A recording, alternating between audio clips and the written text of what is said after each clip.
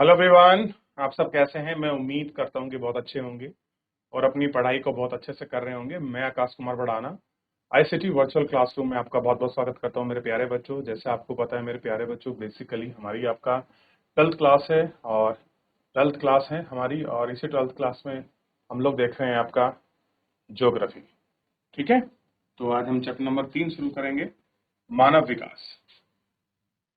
चलिए, तो आज हम चैप्टर देखेंगे मानव विकास। उससे पहले हमने पढ़ा था जनसंख्या, और आज हम मानव विकास को हम अपने इस लेक्चर के अंतर्गत गौर करके एक एक करके बहुत अच्छे से आपका पढ़ने वाले हैं, और विचार करके भी हम इसको देखेंगे।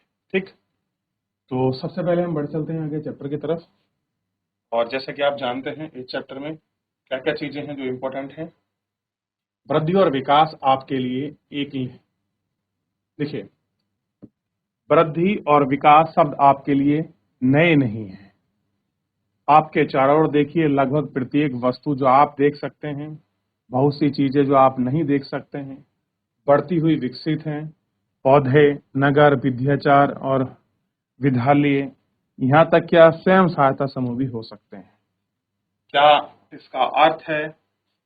इस अध्याय में हम समुदाय के बीच आपकी मानवता विकास की अवधारणा की विवेचना करेंगे।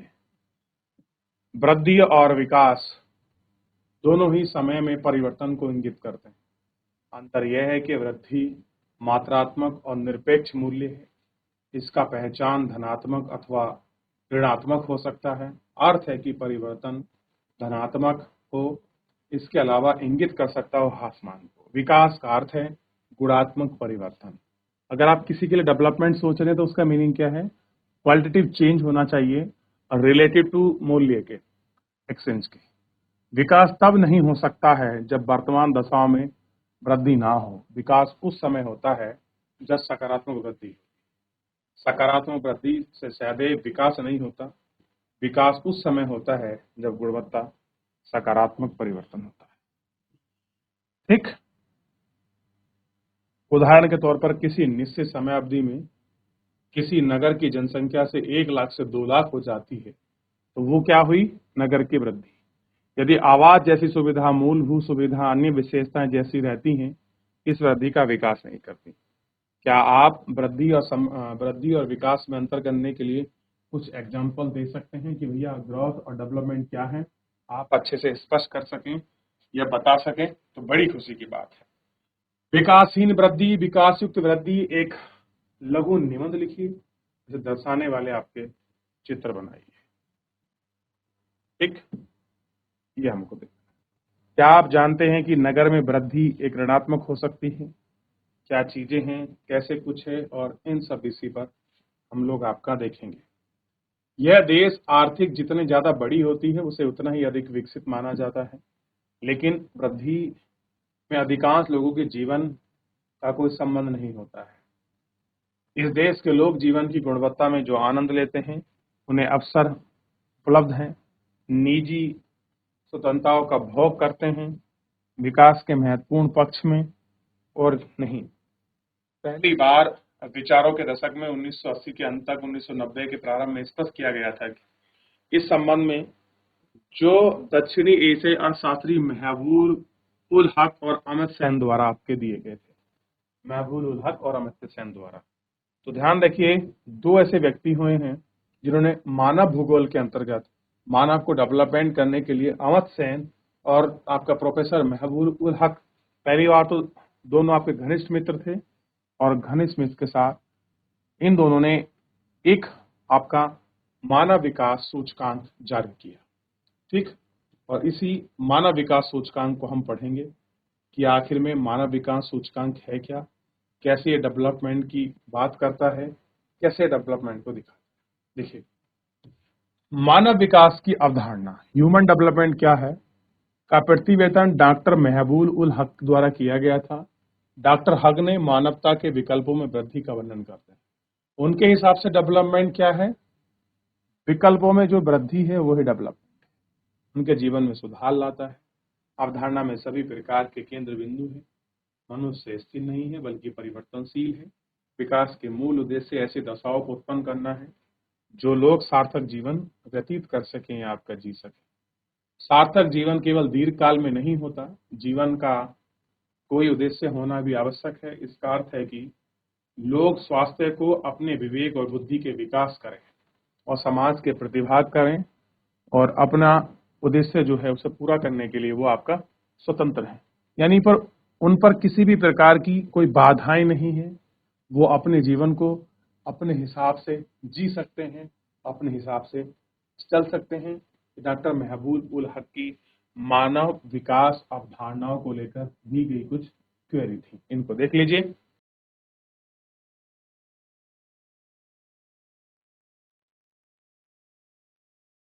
तो ये सारी चीजें थी जो डॉक्टर महबूब उल हक ने डेवलपमेंट के लिए, मानव विकास के लिए बात कही थी।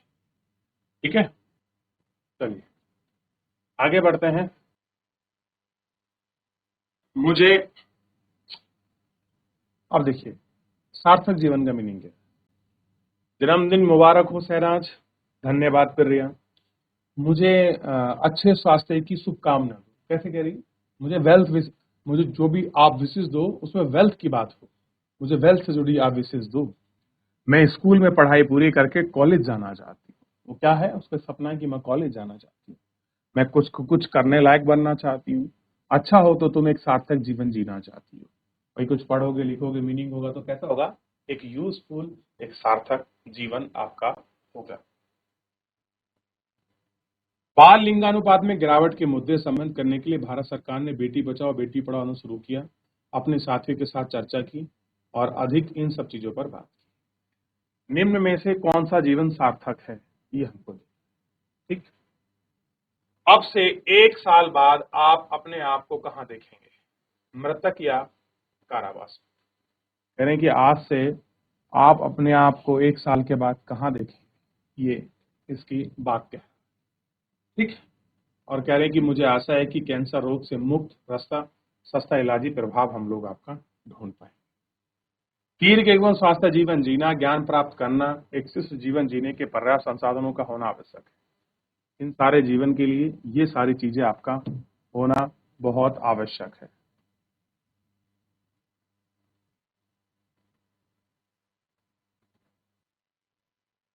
चलिए, तो कैसी बात कर रही थी? स्वस्थ जीवन की बात कर रही थी। दीर्घ और स्वस्थ जीवन प्राप्त करना पाना तथा एक विशेष जीवन जीने के पर्याप्त संसाधन होना विकास में सबसे महत्वपूर्ण और सर्वाधिक महत्वपूर्ण। संसाधनों तक पहुंच स्वास्थ्य और मानव विकास के केंद्र के बिंदु है। इन पक्ष में प्रत्येक के मापन की उपयुक्त सूचक विकास किया जाता है।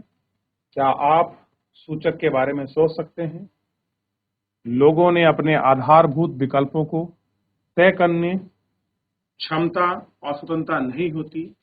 ज्ञान प्राप्ति की असक्षमता, उनकी भौतिक निर्धनता, सामाजिक भेदभाव, संस्थान की असम्मता कारणों की वजह से हो सकता है। दीर्घ एवं स्वास्थ्य जीवन जीने, शिक्षा प्राप्त करने, योग्य होने और एक विशेष जीवन जीने के लिए प्राप्त बाध्यता आती है। लोगों के विकल्पों में वृद्धि करने के लिए स्वास्थ्य, शिक्षा, संसाधनों तक पहुंच, उनकी क्षमता का निर्माण करना। इन क्षेत्रों में लोगों की क्षमता होती है और विकल्प आपके सीमित भी होते हैं। उदाहरण के लिए एक अशिक्षित बच्चा डॉक्टर बनने का विकल्प नहीं चुन सकता। अगर कोई पढ़ा लिखा नहीं है तो वो डॉक्टर नहीं बन सकता, उसका विकल्प शिक्षा के अभाव में सीमित हो गया। तो महबूब उल हक ने कहा, क्या कहा है कि विकल्प कितने हैं आपके पास, वो ही आपका डेवलपमेंट है। वो मेन किसकी बात कर रहे थे? विकल्प की। इसी प्रकार निर्धन लोग बीमारी के संचार का उपचार नहीं कर सकते क्योंकि संसाधन के अभाव में उनका विकल्प क्या है? सीमित हो जाता है। मानव विकास के 4 स्तंभ हैं। जिस प्रकार इमारत को स्तंभ का सहारा होता है, उसी प्रकार मानव विकास के विचार, क्षमता, औचित्य, उत्पादकता और सशक्तिकरण संकल्पना पर आश्रित है। क्षमता का अभाव प्राय प्रत्येक व्यक्ति को उपलब्ध अवसरों के समान पहुंच की व्यवस्था करना, लोगों को उपलब्ध लिंग, अवसर, प्रजाति, आय, भारत में संदर्भ में जाति के भेदभाव के विचार बिना समान होना चाहिए। यानी कि किसी भी अवसर में जाति, प्रजाति, किसी के कास्ट, रिलिजन, इस प्रकार से आपकी चीजें नहीं होनी चाहिए। ऐसा ज्यादातर नहीं होता, फिर भी प्रत्येक समाज में चीजें कैसी होती हैं, आपका घटित होती हैं। उदाहरण के तौर पर देश में यह जानना रुचिकार होता है कि विद्यालय में वितरित आपका अधिकांश क्षेत्र किस वर्ग से है। ऐसी घटनाओं के पीछे कारण का पता लगाना चाहिए। भारत में स्त्री और समाज की आर्थिक दृष्टि से पिछड़े हुए वर्गों से बड़ी संख्या में विद्यालय से प्रेरित होते हैं। इससे पता चलता है कि शिक्षा की पहुंच न हो पाने से किस प्रकार विकल्प आपके सीमित रहते हैं। निर्वाह का अर्थ है अवसरों की उपलब्धता में निरंतर सतत पोषणीय मानव विकास के लिए आवश्यक है। प्रत्येक पीढ़ी के लिए समान अवसर मिले। समस्त पर्यावरणीय, वित्तीय, मानव संसाधन का उपयोग भविष्य को ध्यान में रखते हुए करना चाहिए। इन संसाधनों में किसी भी एक दुरुपयोग भावी पीढ़ी के लिए अवसर का कम करेगा। अगर कुछ भी ऐसा हुआ तो भविष्य में जो आपकी चीजें हैं दुरुपयोगी हैं, वो ये सारी इसमें हो सकती है। ठीक, बालिकाओं का विद्यालय भेज पाना एक अच्छा उदाहरण है। यदि एक समुदाय अपनी बालिकाओं को विद्यालय में भेजने पर महत्व को जो नहीं देता है तो युवा इन स्त्रियों के लिए अनेक अवसर समाप्त हो जाएंगे। पत्रिकाएं विकल्प में तीव्र से छटनी हो जाएगी। उनका जीवन अन्य पक्षों की भांति प्रभावित करेगा। प्रत्येक पीढ़ी को अपनी भावी पीढ़ी के लिए अवसर और विकल्पों की उपलब्धता सुनिश्चित करनी चाहिए। कैसी है ये विकल्पता है जो उनको इन सारी चीजों में आपका सुनिश्चित उनको करनी चाहिए। यह है उत्पादकता का अर्थ मानव उत्पादकता अथवा मानव विकास के संदर्भ में है। तो क्षमताओं का निर्माण करने, उत्पादकता में निरंतर वृद्धि की जानी चाहिए। अंततः जन समुदाय ही राष्ट्र का वास्तविक धन होते हैं। इस प्रकार उनको ज्ञान का बढ़ावा देने का प्रयास, बेहतर चिकित्सा सुविधा, सशक्तिकरण का अर्थ है कि बिना विकल्प चुनने की शक्ति का प्राप्त करना। अगर आप किसी को सशक्त करना चाहते हैं तो उसका मीनिंग है वो अपने विकल्पों को चुने और उसका प्रयोग करे। ऐसी शक्ति बढ़ती हुई स्वतंत्रता और क्षमता आती है और लोगों को सशक्त करने के लिए सुशासन, लोकमुखी नीतियां आवश्यक होती हैं। शासन सामाजिक दृष्टि से पिछड़ा हुआ और सशक्तिकरण का विशेष महत्व है। ठीक, ये हमको इस पर ध्यान दें। तो किस तरह के वो सशक्तिकरण की बात कर रहे हैं, किस तरह के डेवलपमेंट की बात कर रहे हैं, किस तरह की वो चीजों को देख रहे हैं, कास्ट क्रीम लेयर को, किस तरह की वो बात कर रहे हैं कि कैसा डेवलपमेंट होना चाहिए, वो शिक्षा के अवसर का चांस क्यों मान रहे हैं, कि शिक्षा कैसे विकल्पों में वृद्धि करती है, स्वास्थ्य कैसे मानव जीवन को बढ़ोतरी कर रहा है। इन सब विषयों पर, मुद्दों पर ये चर्चा की जानी चाहिए और ये गहनता से देख लें एक बार। चलिए आगे बढ़े। अब है इसके अंतर्गत मानव विकास के उपागम। यह है मानव विकास के उपागम। और मानव विकास के उपागम में सबसे पहले हम बात करेंगे मानव विकास की समस्याओं को देखने के ढंग के लिए कुछ महत्वपूर्ण उपागम, जैसे आय उपागम, कल्याण उपागम, न्यूनतम आवश्यकता उपागम और क्षमता उपागम। ये सारे उपागम हम लोगों को देखने के लिए मिलते हैं। ठीक है, और इन पर हमको बात करनी। मानव विकास का मापन हम कैसे मापेंगे ह्यूमन डेवलपमेंट, बताइए कैसे माप सकते हैं हम आपका जो है मानव विकास।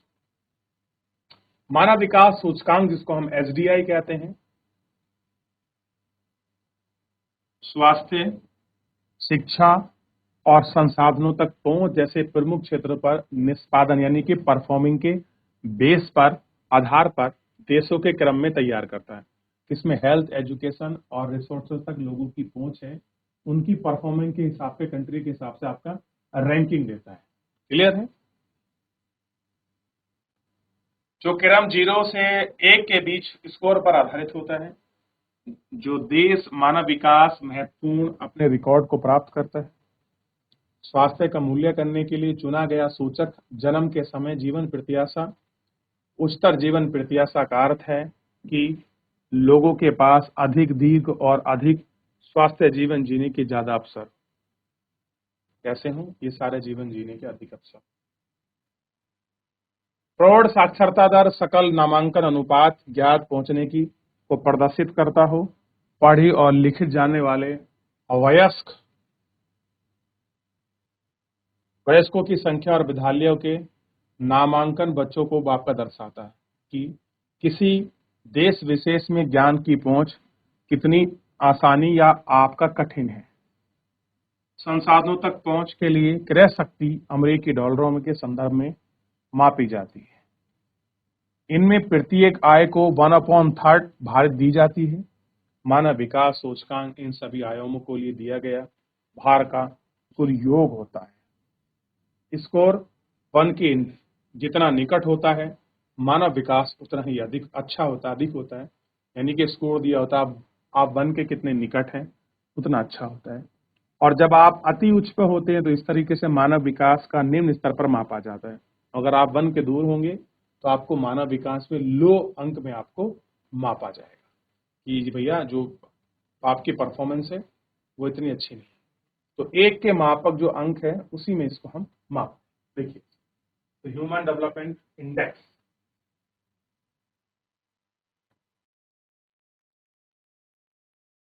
देखिए इतना आपने। मानव विकास सूचकांक विकास प्रगतियों का माप करता है, प्रदर्शित करता है कि मानव विकास के प्रमुख क्षेत्रों की क्या उपलब्धि है। फिर सर्वाधिक विश्वसनीय माप नहीं है। इसका कारण है कि सूचकांक में वितरण संबंधी मौन है। कह रहे कि आप बिल्कुल ये मान लें कि भैया यही सूचकांक सब कुछ है तो ऐसा सही नहीं, क्योंकि इसमें कुछ क्षेत्र प्रमुखता की उपलब्धि हुई है। सर्वाधिक विश्वसनीय माप नहीं है कि आप इसे कहो सबसे उपयुक्त यही माप है, तो ऐसा नहीं है।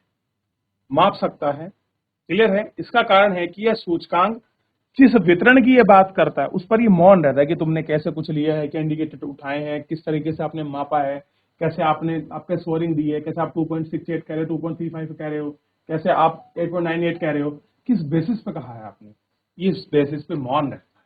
बस ये इसका निगेटिव फीडबैक है। मानव विकास सूचकांक मानव विकास के सूचकांक से संबंधित मानव सूचकांक के विकास की कमी को मापता है और यह बिना आय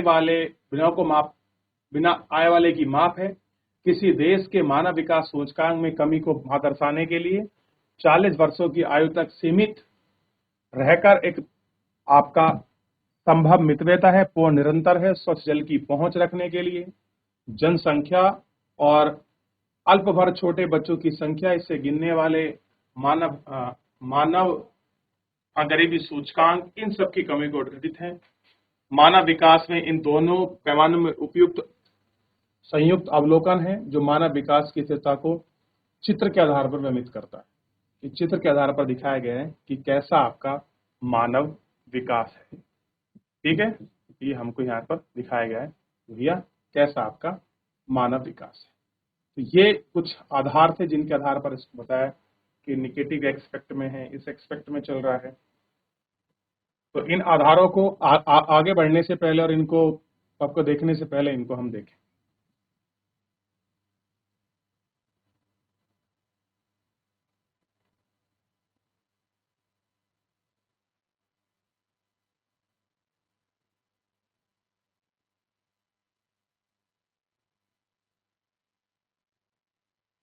चलिए तो एक बार आय उपागम, कल्याण उपागम, आधारभूत उपागम, क्षमता उपागम को पढ़ें। जल्दी देखिए ये क्या है उपागम, फिर मैं आपको अच्छे से एक्सप्लेन करके बताऊंगा। देखिए बहुत बार तरीका है कि हम पहले हमें पढ़ा दिया जाए फिर हम पढ़ें, या पहले हम पढ़ लें कुछ भी समझना है फिर उसको दोबारा पढ़ा दीजिए, मैं पढ़ाऊं तो और अच्छे से आपको क्लियर हो जाएगा। देख लीजिए एक बार फिर आगे बढ़ेंगे। पढ़ें बच्चों, मेरे प्यारे बच्चों। देख लिया आपने, चलिए शाबाश। मैं उम्मीद करता हूं इस तरह से आप देखेंगे तो चीजें सारी क्लियर हो जाएंगी। फिलहाल मेरे प्यारे बच्चों जो है आज के लिए इतना ही, मिलते हैं नेक्स्ट लेक्चर में। तब तक अपना ध्यान रखिए, स्वस्थ रहिए और अपनी पढ़ाई को बहुत अच्छे से करते रहिए। मुझसे जुड़ने के लिए आपका बहुत बहुत धन्यवाद।